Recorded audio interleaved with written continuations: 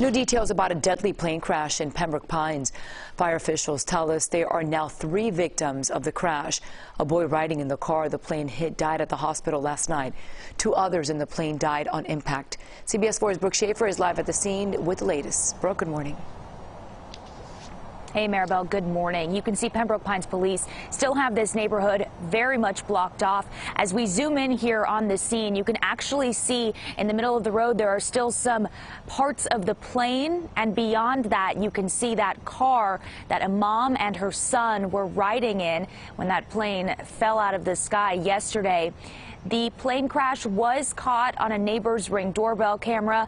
We do want to warn you that video is difficult to watch.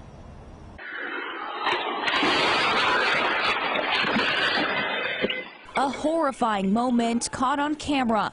Monday afternoon, a plane came crashing down right into a passing car. Annabelle Fernandez heard the impact. We heard like a bomb, like a tremendous noise, and we went outside and everything was on fire. Everything was bad, and it got to a car. This happened around 3 p.m. at Southwest 72nd Avenue and 13th Street. The FAA identified the plane as a single-engine Beechcraft Bonanza. It was returning to North Perry Airport when it went down just short of the runway right outside the gate.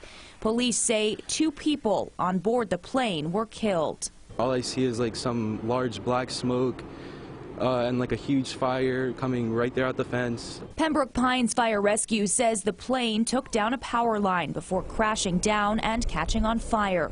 The plane hit a car traveling northbound on 72nd Avenue. A woman and a child in that car were taken to the hospital in serious condition. Around 11:15 last night, the fire chief confirmed that child, a boy, died at the hospital. I'm already so nervous because something happened in my house 2 weeks ago. A car went into my house. The crash happened right next to where he lives. Other neighbors agree this area has too many accidents. The accident here, accident there. Yeah, a lot of people are concerned about that. I am concerned myself. About 3 months ago, back on December 18th, there was another crash here outside the North Perry Airport. And another happened about 2 weeks before that. And another just about a week before that. That one also fatal.